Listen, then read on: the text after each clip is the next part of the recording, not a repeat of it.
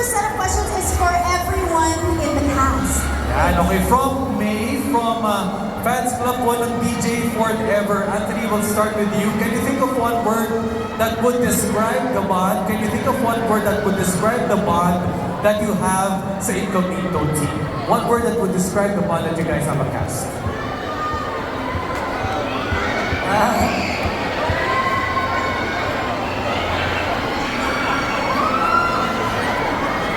Curly. Kulot. Kulot. Parang buhok ni Anthony. Kulot. Pansi Anthony. Oo, para si Anthony. Okay, Maurice, go ahead. One word to describe your bond with the Incognito team. Tight. Tight. Okay. Mr. Daniel Padilla.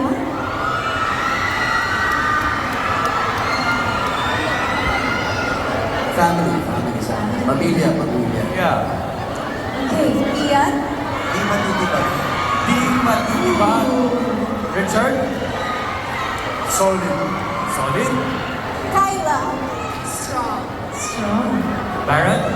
Comrades. Comrades! Hey! Talaga, no, blood is thicker than water pag comrades. Oo, pag contracts talaga. Blood is Yes. thicker than water. Okay, next naman, we have another question from DJP Armies from Joanna. Goals you want to achieve this 2025?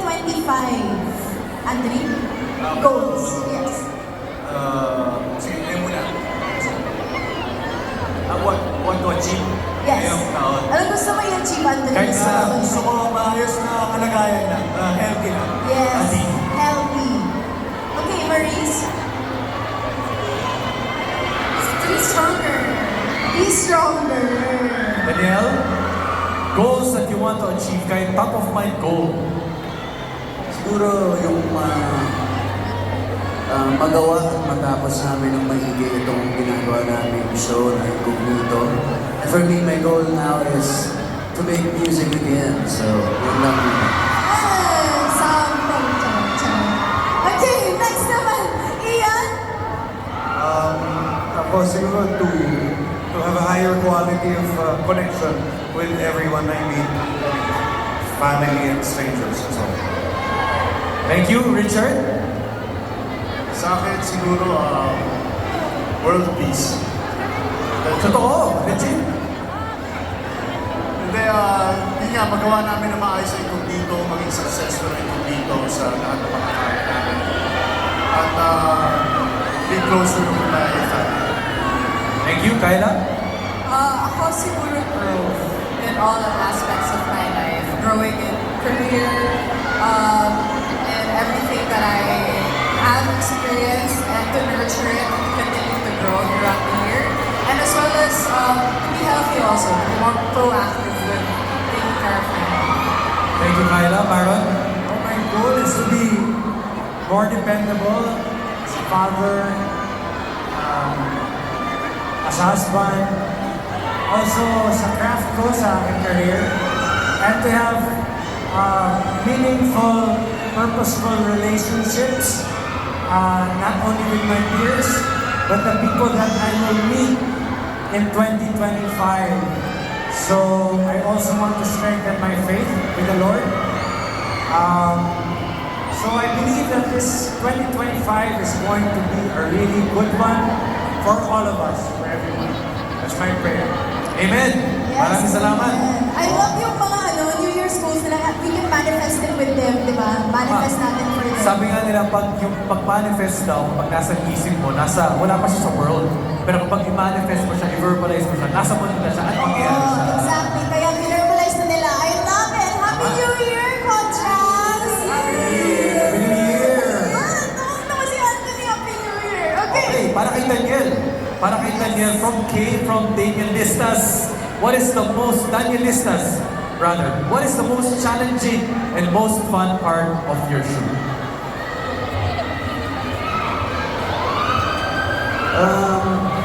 Challenging, syempre, it's an action show. Kaya medyo challenging lahat, medyo physical.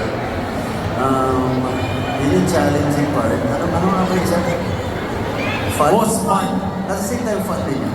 Lalo na pag nagagawa niya ng tama, pag kami lahat magkakasama sa eksena, isa-execute namin ng solid. Doon lumalabas yung kasiyahan. sobrang laughter.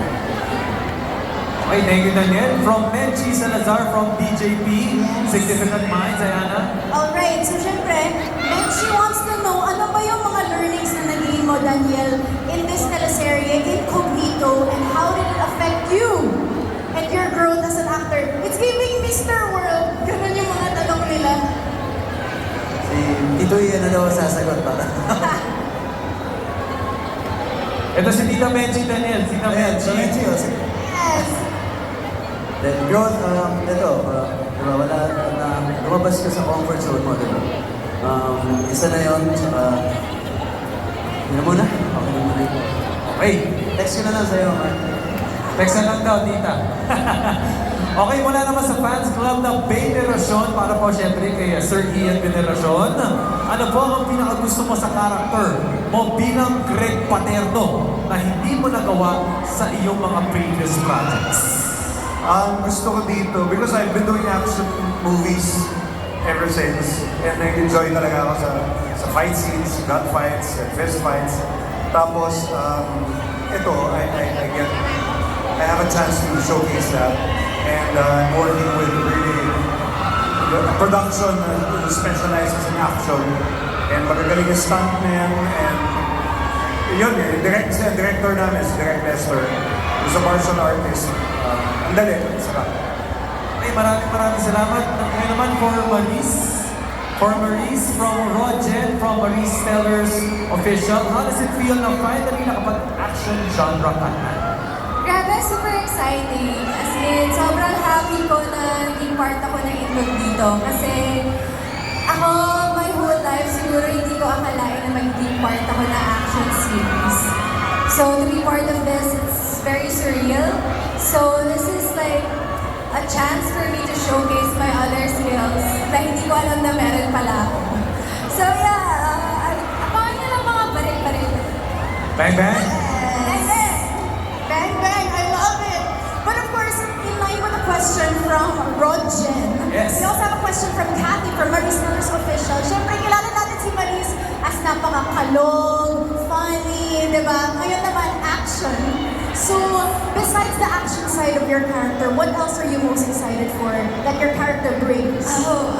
Excited ako sa mga dahil my character here is actually a spy. So, she shapeshifts, she changes her appearance, she speaks so many languages. So, excited ako gawin yung mga eksena na yon and to infiltrate groups for the sake of our mission. Oh my gosh, medyo curious na ako. Did you take language Well, classes? there's one na nag-aral ako on the spot. I had to talk to a bunch of very nice Italians. So, tinuruan nila ako magsalita ng Italian. So, excited ako sa Italy, nag-Italian na. May basic Italian pa dyan na naalala ko. What? What? Sorry. What? Next time na. Excited na. Nakalimutan ko na eh. Sa Incognito na lang, doon na nalaabangan. Okay, para naman kay Anthony from Mary Ann Amir, what lesson have you learned from working with the other casts of Incognito? Mostly yung mga natutunan ko, kaya Sir Passion, kay Sir Bench, yun yung mga instructor namin sa practical. Maraming lessons. Kasi, syempre, hindi naman nagagawin malulunod yung isang ganun. Parang SWAT team talaga yung ginagawa. SWAT team. Oo, parang police. Nag-train na mga sa ganun. Mahirap talaga. May mga tama na airsoft balance. Ako lagi tinatama. Ikaw ang target, paborito ako. Paborito ka. Sabi nga ni Daniel, di ba, physical?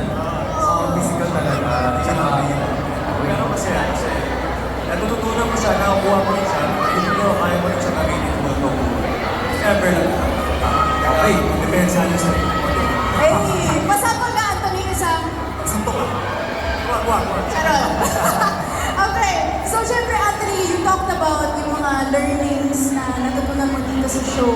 Could you also talk to us about, on a scale of 1 to 10, ito, galing kay Julia Nicole, on a scale of 1 to 10, how would you rate yung growth mo as an actor dito sa Incognito? And why? O, di ba may and why? Mga 8? Bakit? Bakit? Kasi syempre, beach show siya. So, ang dami namin bilang, maraming stunts, ang daming, first time ko makapasok sa alam ko lang yung show. So, yun na yung out of that. Marami pa akong matututunan. Yes, I love it. Thank you, Anthony. Ngayon naman for Richard from Mega Villanea. Richard, what makes the role as Jose Bonifacio different from your previous action roles? What makes it different? Well, every character that you try to portray, it's different persona that you're portraying as an actor. It's the first time na I'm playing actually a military man na very goal-oriented, very driven, and basta iba yung character. Compared especially to Ironheart. Mas may gray area yung character ni Jose Bonifacio. Follow-up question, Richard. Ano naman ang pinaka-challenging experience while doing this project? Challenging, pinaka-challenging. Pero mahirap kasi pumili ng isang particular moment na challenging kasi maraming challenges na nangyayari. Especially na you're doing an action series. Pero siguro isa sa mga challenges namin, siguro as a group, was our first big action scene I think in Palawan. Kung saan bumabagyo, signal number 1 or 2 yata yun. Tapos it's our first action scene as a group. Challenging siya physically, training. Pero I think nagawa namin ng maayos, nagawa namin ng tama as a group. And I think that solidified the group as well after. Thank you, Richard. Alright, next up we have 2 questions for Mr. Baron Geisler from Thomas. Okay, so the first question is, we would like to know, you have taken on so many roles as an artist or as an actor. What would you say is the most different role or the most different thing or challenging thing about your role dito po sa Incognito?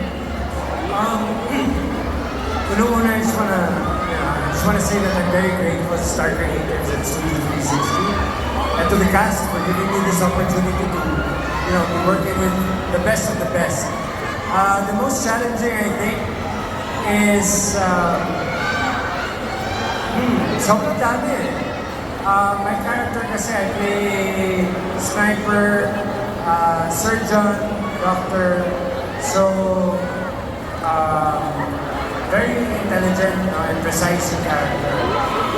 Yung mga characters ko before, puro mga nasa sabaw! Mga nasa, puro mga bad guys. So, I'm just grateful na nabigyan ako ng opportunity to become one of the good guys naman this time. And nadadala ko siya. Nadadala ko yung pagiging good guy. And yung para sa character ko naman si Miguel Texon, ang pinaka-main goal niya dito is to be very dependable. Kasi meron siya may backstory to may mga pagkukulang siya sa abangan niya. Abangan na lang, abangan. Kaya New Year's resolution or New Year goal niya is to be dependable Oo. from the character. At sabi nga ni Baron, kumbaga yung character na dito, nadadala niya, IRL or in real life. IRL, in real life. In real life. Sunod na kami, Baron, siguro from the most challenging favorite scene without, mentioning any spoilers. Favorite scene mo siguro, para kahit pa-clue-clue na. Marami Okay. Palawan. Group. Italy. Kyla. Okay, para siya Raids pala yan. Syllable. Sobrang galing ni Kyla Estrada dito. It was such a, napalakpakan natin si Kyla, guys. It was such a, medyo, edad na rin ako, pero working with someone very young, yet very passionate. Umiyak ako sa eksena namin, natala lang ako. Talaga, Personally, parang revelation for you. Kyla Estrada. we all know naman that Yeah. Kyla Yes, is a yes. very good actress. Yes. Commendable. Pero yung working with her na harap-harapan sa ibang country with different, with foreign actors, and then sobrang big scene. Wow. Natulungan niya ako para mag-bring out yung best din sa character ni Miguel. Alright, thank you, Byron. And speaking of Kyla, these questions are for you. Okay. Alright, so first, Ate Kai, first of all, ang ganda ng glasses mo. Yes. Bagay na bagay. Not just the bangs. I love it. And the Yes. bangs, the micro bangs. But of course, Kyla, you also went through a lot of roles. Could you tell us what was the most challenging or interesting part about your character here in Incognito? Well, first, I'm super excited kasi simula nung nag-start ako sa showbiz, I've always said na yung dream genre ko is really action. So, I'm so happy kasi feeling ko talaga I was able to manifest it. So, it's really just a dream come true for me to be in Incognito. I feel like the character in itself and just being a part of Incognito is already so different. Like I said, it's action. It's also my first time like really to action. Kaya personality, yung skills, talagang sobrang iba from anything that I've ever done. Kaya I feel like nag-training pa lang kaming lahat. I've already grown. Hindi pa kami nagsisimula mag-taping. Ang dami na nagtutunan. So yeah, super happy to be a part of this project and it's really, really very different. Ito, Kyla, maiba lang. If Max Alvero had a playlist, meron daw playlist sa Max Alvero, ano daw ang kanyang top song? For Max Alvero, siguro it would be a mix of folk and hyperpop, like maybe Charlie XCX. So I feel like very current din yung taste ni Max. I love it. Thank you so much, Contracts, for joining us for our Q&A segment.